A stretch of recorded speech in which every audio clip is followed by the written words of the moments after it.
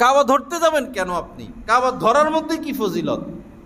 3 স্থান ধরার অনুমতি আছে। একটা হলো রুকনে ইয়ামানি, এখানে একটু জায়গা পাথর, এখানে কাপড় দেওয়া নাই, ওমরা তাওয়াফের সময় এই জায়গা ধরা যায়, কিন্তু এখন তো জ্যাম বেশি।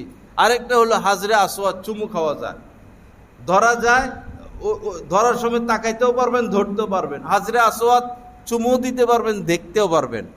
আর যেটা ধরা যায় সেটা হলো হাজরে আসওয়াদ থেকে আল্লাহর ঘরের দরজা পর্যন্ত, এটাকে বলে মুলতাজাম। এই মুলতাজাম আপনি স্পর্শ করতে পারবেন। আর অন্য কোনো জায়গা আল্লাহর ঘর ধরার অনুমতি নাই।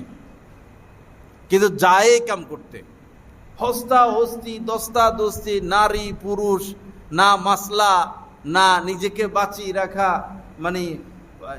মানে সহজ বিষয় হলো কোনো আলেমে দ্বীনের সাথে না যাওয়ার কারণে এই মানুষগুলোর, যেহেতু কাবা একটা আকর্ষণ, মানুষকে টানতে থাকে, যার কারণে এটা করে। কিন্তু এসকো দেখালে তো হবে না, মাসআলা মোতাবেক কাজ করতে হবে। আল্লাহ সহি বুঝ দান করেন।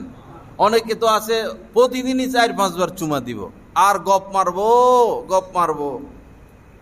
আপনি যে হারাম কাজ করে আসছেন, মানুষের ধাক্কাইয়া, লাথি মারা, কিল মারা, ঘুষি মারা, সে কথা কে বলবে? চুমু দেওয়া ওকে ফরজ করছেন আল্লাহ পাক।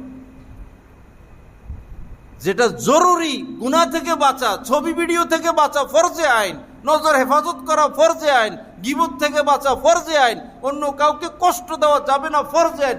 ফরজের খবর নাই, অন্য কাজ নিয়ে সবাই ব্যস্ত আছে, অন্য কাজ নিয়ে ব্যস্ত। আফসোস মানুষকে নিয়ে।